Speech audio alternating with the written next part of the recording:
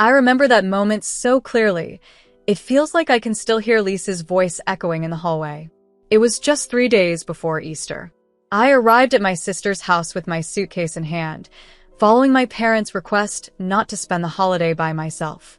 The wheels of my suitcase squeaked against the shiny marble floors, making it impossible to sneak in quietly. I tried to move carefully, but it didn't matter. Lisa's voice rang out effortlessly from the other room. "She won't fit in, Mom. Megan's just too poor for my group." The way she said it, so casually, almost like she was bored, hurt more than the actual words themselves. I froze in the doorway, my breath caught in my chest. For a second, I wondered if she even realized I could hear her. But she did. She glanced over her shoulder at me, her face perfectly made up and calm, not showing any regret or embarrassment.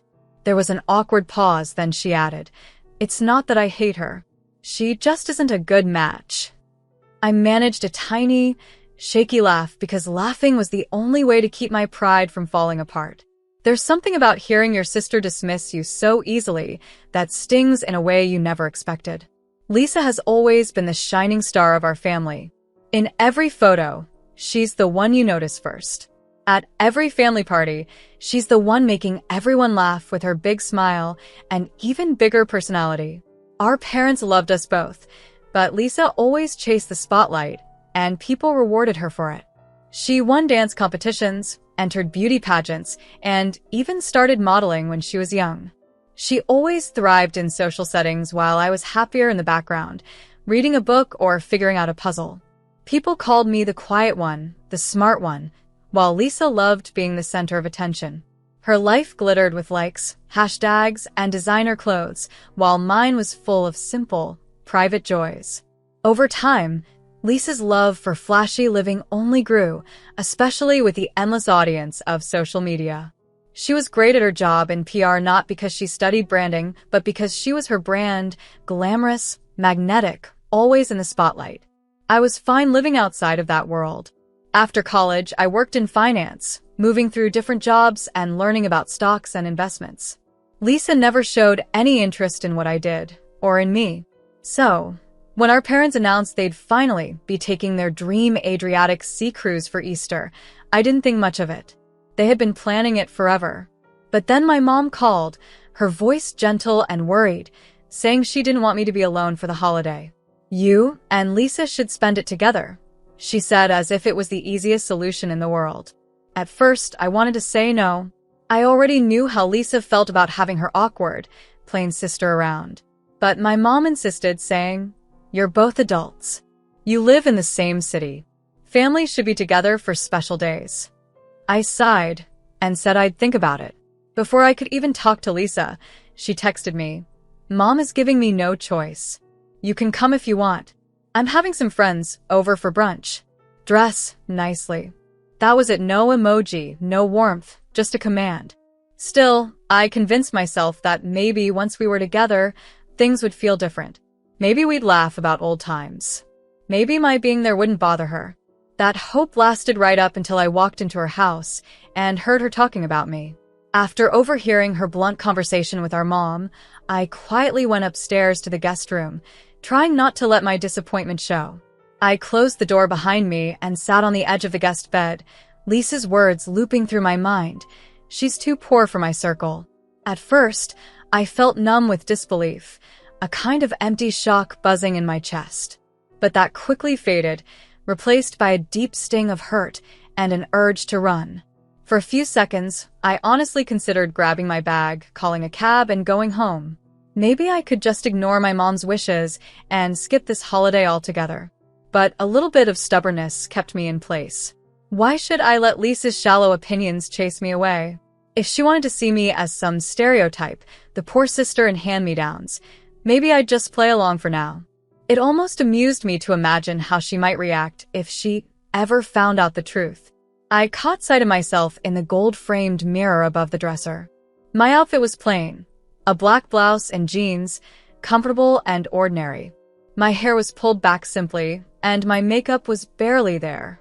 I might have been quiet, but that didn't mean I was weak, and it certainly didn't mean I was poor.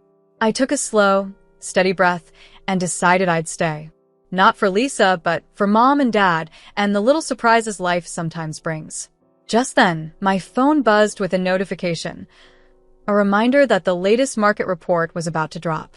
Usually, this was the highlight of my day, the moment I dive into data, spot trends, and make a few strategic trades. Lisa never had any idea that, while she was out showing off the latest designer handbag, I was quietly growing my investments behind the scenes. In her eyes, I was just another dull office worker. If she only knew that over the last 9 years, I'd built my original savings into a $910 million portfolio. It hadn't happened overnight. I started with a small sum from my first job, carefully saving every month, reading financial news after work, and learning the market's ups and downs while Lisa was off at exclusive parties. My weekends were filled with research, not shopping. I made smart bets on new markets, found promising startups, and always put my gains back to work. I never needed anyone's applause or attention. The numbers spoke for themselves, and I liked keeping my success private. My growing wealth was a secret garden, a peaceful place far away from the judgment and drama Lisa thrived on. That night, I tried to sleep in the plush guest bed. The house was so quiet, except for the faint hum of city traffic outside. Everything around me screamed luxury, from the velvet headboard to the sparkling chandelier in the hall. Still, the whole place felt more like a movie set than a real home, built to impress guests and followers instead of offering comfort. I wondered how much time and money Lisa spent just trying to keep up appearances. My thoughts wandered to the things I'd quietly done over the years, the scholarships for kids who needed them, the water wells in far-off villages, the small-town library I helped build because there wasn't a single bookstore for miles. Lisa had never asked about any of this, and I never offered. Maybe I was afraid she'd make fun of me, or maybe I just liked keeping my good deeds private, letting them speak for themselves.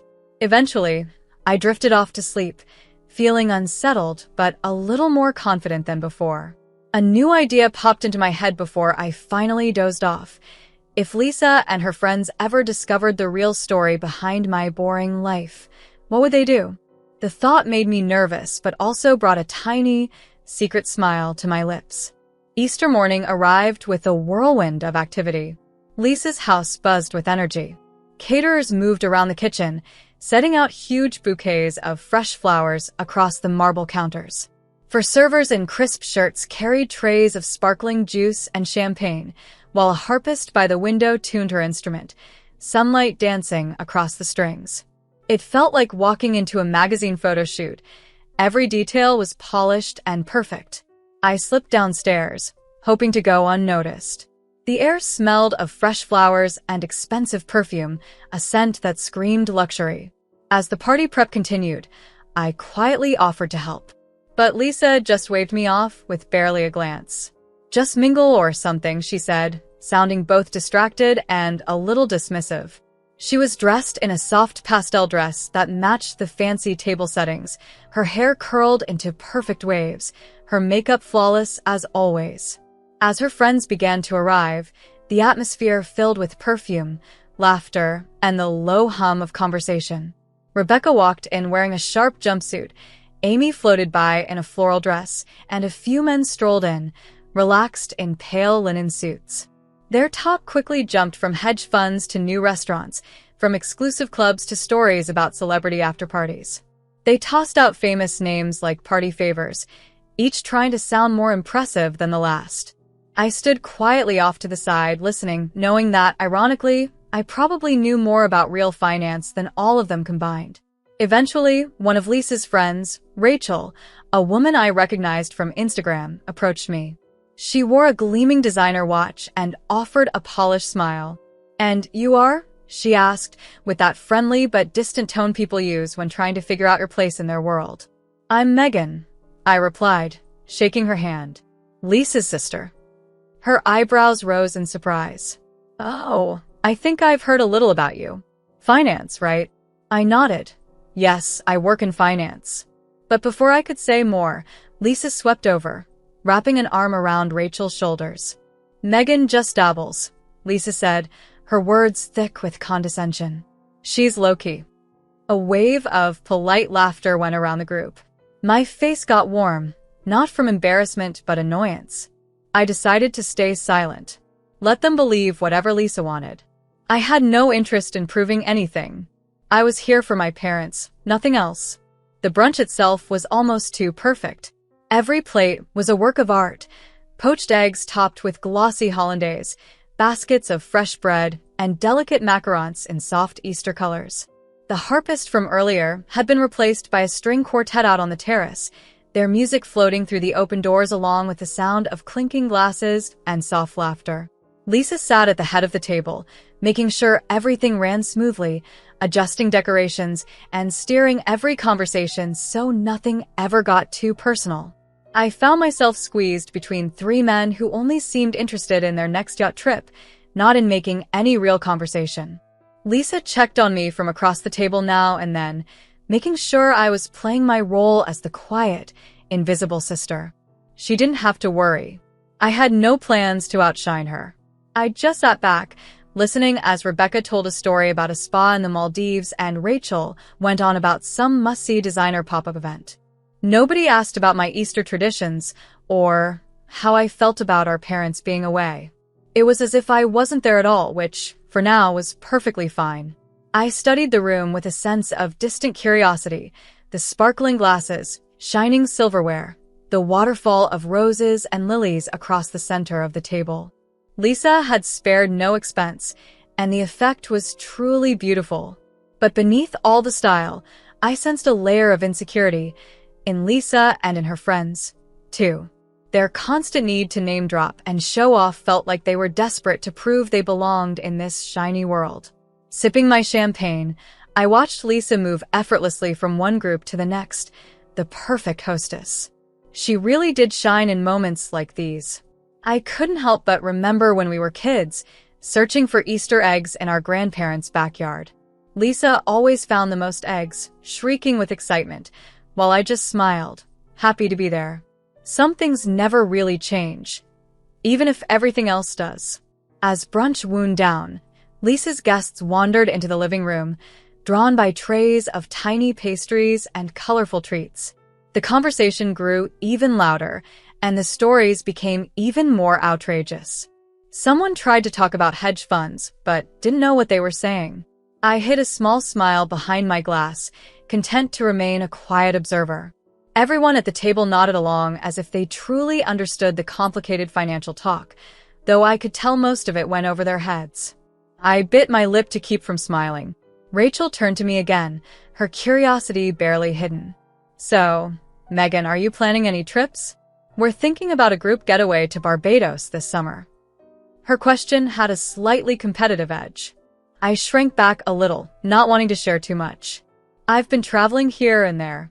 A few months ago, I went to Chile to visit a project I helped support in the Sacred Valley," I answered. Her eyebrows drew together. "A project you helped fund?" Before I could explain, Lisa jumped in with a fake laugh. "Oh, Megan's always giving money to something, whether it's some neighborhood fundraiser or a charity overseas. She's obsessed with that stuff." She said it in a way that made my work sound silly, like a kid's hobby instead of something meaningful. Rachel giggled politely, but I caught a glimmer of interest in her eyes. I tucked that away, wondering if she'd ever ask me about it privately. Finally, brunch ended and Lisa's friends left, blowing kisses and promising to meet again soon. The house grew quiet except for the staff clearing dishes and tidying up. Lisa turned to me with her arms folded. "Thanks for behaving," she said, half joking, half serious. "Mom will be happy we didn't strangle each other." I noticed she wouldn't quite look me in the eye. I took a breath. The sting of her earlier words still echoed in my mind. "Why did you say I was too poor for your friends?" I asked softly, not looking for a fight, just closure. She let out an exaggerated sigh. "Because it's true, Megan. My friends and I have a certain lifestyle, luxury vacations, designer clothes, and exclusive events. You just can't keep up." That's all I meant. Her tone was blunt, but there was something uneasy in her expression. I studied her face, searching for even a flicker of regret, but saw none. "All right," I said finally. "Don't worry about it." She hesitated, biting her lip. "Seriously though, how do you even manage your financial salary? You don't ask mom and dad for money, do you?" I just shook my head, smiling slightly. I manage, I replied, letting her wonder. I could have told her everything, but what would be the point? I spent one more night, just to honor my parents' wish for us to be together for Easter. But the next morning, I left early, turning down Lisa's lukewarm offer of a chauffeured ride. My car, a well-cared-for older model, was waiting outside. As I packed my things, Lisa stood on the porch, wrapped in a silky robe, holding her fancy latte, looking like a picture from her own Instagram feed. For a brief moment, I felt a pang of sadness. No matter how different we were, she was still my sister, someone I had grown up with and loved. But in that instant, it felt like we were living on completely separate planets. The drive home was quiet and thoughtful. I replayed the events of brunch in my mind, the subtle digs, the laughter, the careless comments. The line that hurt most was, "She won't fit in." Not because it wasn't true, but because of the idea behind it that I should want to fit into their world. The truth was, I didn't. My life was rich in ways Lisa couldn't even imagine. Ironically, I probably made more money than anyone at her table. I promised myself to keep my secret safe. If people ever found out the truth about my life, it would be because I chose to share it, not because I wanted their approval. Back in my apartment, a spacious, sunlit loft in a peaceful part of town, I finally felt at ease. I dropped my suitcase and relaxed in my favorite chair, surrounded by simple but beautiful furniture that I'd chosen for comfort, not for show. A message pinged on my phone, reminding me about a scholarship deadline. That was my real world, always working on projects that could make a difference for someone else. I opened my laptop and checked my investments. Some of the stocks I'd been watching had soared, and my portfolio looked better than ever. That growth meant more scholarships, more libraries, and more opportunities for people who needed them. My life didn't look flashy from the outside, but it was full of meaning and purpose. Later that night, I found some homemade soup in my fridge and warmed it up on the stove. I laughed a little, imagining Lisa's reaction if she saw my humble dinner. But I wouldn't trade my quiet, genuine life for anything, even all the glitter and glamour in Lisa's world. The comfort of my own home and knowing my investments were doing well gave me peace Lisa's fancy parties never could. I wouldn't trade my quiet life for anything. A few weeks passed with little contact between us. I stayed busy with work, new investments, and planning a community center. Lisa only sent the occasional quick text about how busy she was. Then, one night, my phone buzzed. A message from an unknown number. "Is this Megan M. from the article?" With a link. Curious, I opened it. There it was, an article about me titled "The Silent Titan. Meet Megan M." It described my investing success and philanthropy, even showing a photo from a charity event. Suddenly, my secret wasn't so secret anymore. It didn't take long for Lisa to find out. Her friend Rebecca saw the article and brought it up at lunch. Lisa was caught off guard and couldn't deny it. Soon after, Lisa called me upset. "You never told me any of this," she said angrily. "Do you know how embarrassed I was? Everyone thought you were just some low-level office workers." I stayed calm. I never tried to hide, Lisa. I just don't like showing off. My life isn't about impressing people. She was quiet, sounding hurt. "You could have told me. I just didn't expect it." For a moment, we both understood. We lived in different worlds. And that was okay. I realized that beneath Lisa's anger was probably a feeling of betrayal. "Look," I said quietly, "I wasn't hiding anything. I just live my life differently. I'm not going to post my bank statements or brag about my donations online. That's not who I am, Lisa." For a long moment, there was only silence. I heard a quiet sniffle on the line. Finally, in a shaky voice, she asked, "So, what happens now?" We ended up talking for nearly an hour. Her anger slowly faded, replaced first by confusion, then a little bit of understanding. I told her some of my story, how I got into investing after college, took risks in new markets, and put every extra dollar back into my work. I told her about the charity projects I'd started, the causes I loved, and how keeping them private felt like freedom to me. She listened, sometimes interrupting in disbelief. "You own an island?" Are you funding water projects in Europe? You built a library in Ecuador? Each question sounded more shocked than the last. I explained I never felt the need to show off. Changing lives and helping others, that was my real reward. By the end, Lisa sounded different. I guess I never really knew you, Megan, she said, her voice soft. It wasn't exactly an apology, but it was closer than she'd ever come. I could still hear a bit of jealousy, though. She thanked me for talking and said we should see each other soon. When I hung up, I felt a weird mix of relief and sadness. The next days were strange. Our dad called from the cruise, worried. Lisa said something about an article about you being a millionaire. He whispered as if it were a big secret. I reassured him that, yes, I was comfortable, and no, it wasn't anything shady. Mom asked, "Why didn't you tell us?" sounding more worried than upset. I explained my choices, and they seemed to accept it, even if they didn't understand.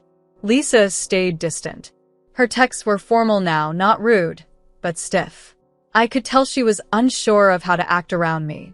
The story about me seemed to be going around in her social circle, with vague posts about the sister with the secret, but I ignored it. I had nothing to prove. One day, I was near Lisa's favorite cafe and decided to stop by. It was a stylish spot, full of people snapping photos for social media. I spotted Lisa at a table outside, her phone perfectly positioned for a selfie in the sunlight. She saw me and waved, looking a bit nervous. "Mind if I join you?" I asked, sliding into a chair. She put her phone down, still tense. We made small talk about work, her travels, and city life. Then, carefully, she said, "I'm sorry I called you poor. That was harsh." "Thank you," I replied simply. It was rare for Lisa to admit she was wrong. I sipped my coffee as she glanced around, clearly wanting to say more. Finally, she spoke. "That article, people are still talking about it. You're basically a star to those finance people." I shrugged. "I'm not interested in fame, Lisa. I just do what I do." She looked down at her designer sleeve, fidgeting, finally quiet.